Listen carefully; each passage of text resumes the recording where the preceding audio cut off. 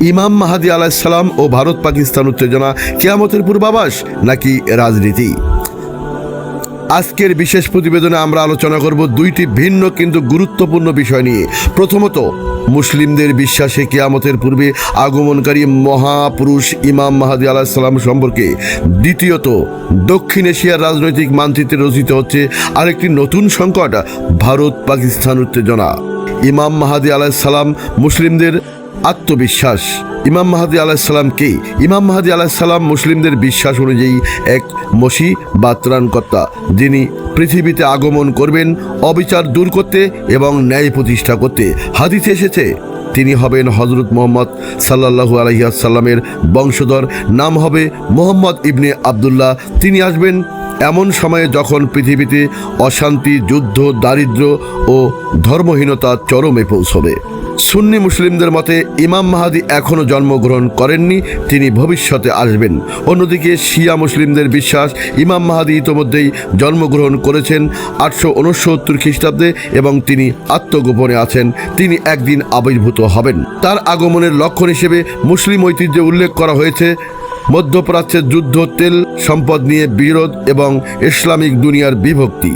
পটভূমি সঙ্গীতের সাথে দুনিয়ার মানচিত্রে আবার উত্তপ্ত ভারতীয় উপমহাদেশ, ভারত পাকিস্তান সীমান্তে উত্তেজনা, বাংলাদেশের রাজনৈতিক অস্থিরতা, সব মিলিয়ে অনেকেই প্রশ্ন করছেন, এটা কি সেই প্রতিশ্রুত গাজওয়াতে হিন্দ এর সূচনা?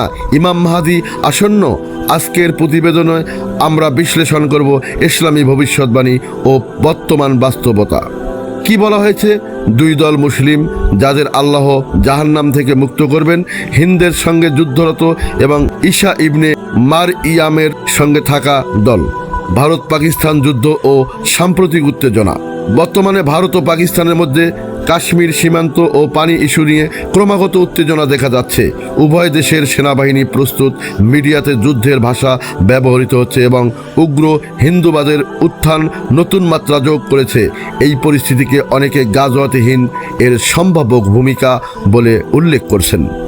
ইসলামী ভবিষ্যৎবাণীতে বলা হয়েছে ইমাম মাহাদি হবেন এমন এক নেতা যিনি অন্যায় ও জুলুমের বিরুদ্ধে সংগ্রাম করবেন।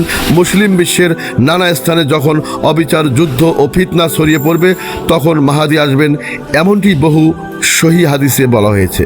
প্রাসঙ্গিক হাদিস: যদি দুনিয়ার একদিনও বাকি থাকে, আল্লাহ সেই দিনকে দীর্ঘ করবেন যাতে তিনি মাহাদিকে পাঠাতে পারেন। আবু দাউদ। বাংলাদেশের ভূমিকা ও ভবিষ্যৎ। বাংলাদেশ একটি গুরুত্বপূর্ণ ও কৌশলগত অবস্থানে রয়েছে। ভারত ও চীনের মধ্যে উত্তেজনা, রোহিঙ্গা সংকট, অভ্যন্তরীণ রাজনৈতিক অস্থিরতা, এই সব মিলিয়ে বাংলাদেশ একটি অস্থিরতার মুখে। যদি গাজওয়াতে হিন্দ সত্যি ঘটার পথে থাকে তাহলে বাংলাদেশের মুসলিম জনগণও এতে কোনো না কোনোভাবে ভূমিকা রাখতে পারে বলে অনেক বিশ্লেষকের মত। বর্তমান ঘটনাবলীর সঙ্গে হাদিসের মিল খুঁজে পেতে গিয়ে আমাদের সতর্ক থাকা উচিত।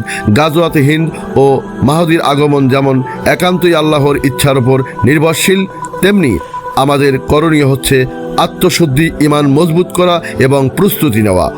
শেষের সময়ে সত্যিকার বিজয় পাবেন সেই মুসলিমরাই যারা চরিত্র, ঈমানদার ও জিহাদে প্রস্তুত।